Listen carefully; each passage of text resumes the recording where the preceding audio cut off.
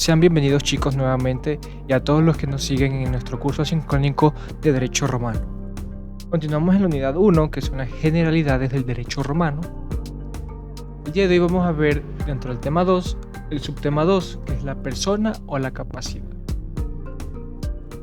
Después de haber explorado la diversidad que había en los sistemas jurídicos, nos adentramos en cómo el derecho romano definía y clasificaba a las personas en relación con sus capacidades jurídicas, es decir, cómo las personas pueden interactuar jurídicamente consigo mismas, con otras personas jurídicas o con otras figuras jurídicas.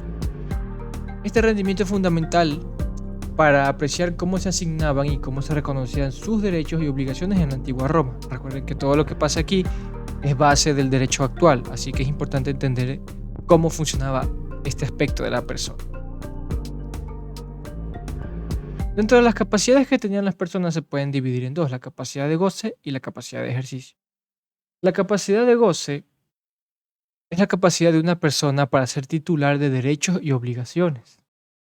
Es la capacidad de una persona para tener algo o poseer algo. La capacidad de goce se refiere a la aptitud legal de una persona de ser titular de derechos u obligaciones. En Roma, todos los seres humanos en principio poseían cierta capacidad de goce, aunque el alcance de esta capacidad podría variar considerablemente según el estatus. La capacidad de goce para un esclavo, para un peregrino, para un ciudadano, para las autoridades como un sacerdote o el senado o el propio o hasta el mismo emperador difería, pero todos tenían una capacidad de goce, desde la prácticamente nula para un esclavo hasta la prácticamente omnipotente para el emperador.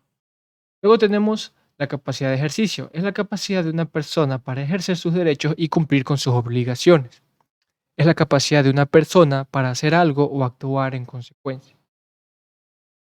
Esta capacidad implicaba la habilidad de una persona para ejercer, o sea, es decir, todo lo que puede gozar, ahora tiene la capacidad de ejercer, y a veces no todo lo que puede gozar lo puede ejercer. Entonces, siempre se definía la capacidad de goce y la capacidad de ejercicio. La capacidad de ejercicio estaba más restringida y podía ser influenciada por factores como la edad, como el género o la condición social. Incluso la condición económica también influía. Recuerden, nosotros videos atrás vimos que una persona podía ser convertida en esclavo si tenía deudas con otra persona. Entonces aquí su capacidad de ejercicio y capacidad de goce cambian debido al que su estatus también. Vamos a ver ahora cómo era la capacidad de los esclavos en la antigua Roma. Los esclavos eran vistos como propiedad y no tenían derechos. Al liberarse se convertían en libertos con ciertas capacidades legales. Ni siquiera al liberarse podían tener la misma capacidad de derechos que una persona que había nacido libre. Los esclavos en Roma eran considerados propiedad y como tales carecían de capacidad de goce y ejercicio en la mayoría de los contextos. Sin embargo, podían adquirir ciertos derechos bajo condiciones específicas, como a través del proceso de manutención o convirtiéndose en libertos, que es como lo que ya vimos.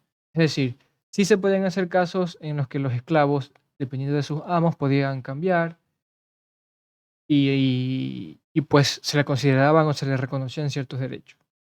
Ahora, ¿qué pasaba cuando eran libertos? Pues pasaba que a pesar de su liberación, seguían enfrentando restricciones en su capacidad jurídica. Porque al fin y al cabo el estatus de haber sido esclavo es como lo que ahora lo vemos como que un exconvicto, es decir, es difícil que la sociedad te juzgue o te mire mal. Entonces esto pasaba con los esclavos en la antigua Roma.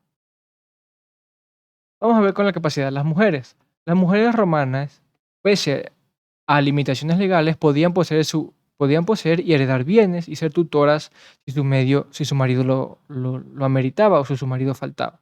Tenían capacidad de goce y podían poseer bienes y heredar propiedades. La mujer romana básicamente tenía voz y voto en las decisiones de todo el pueblo.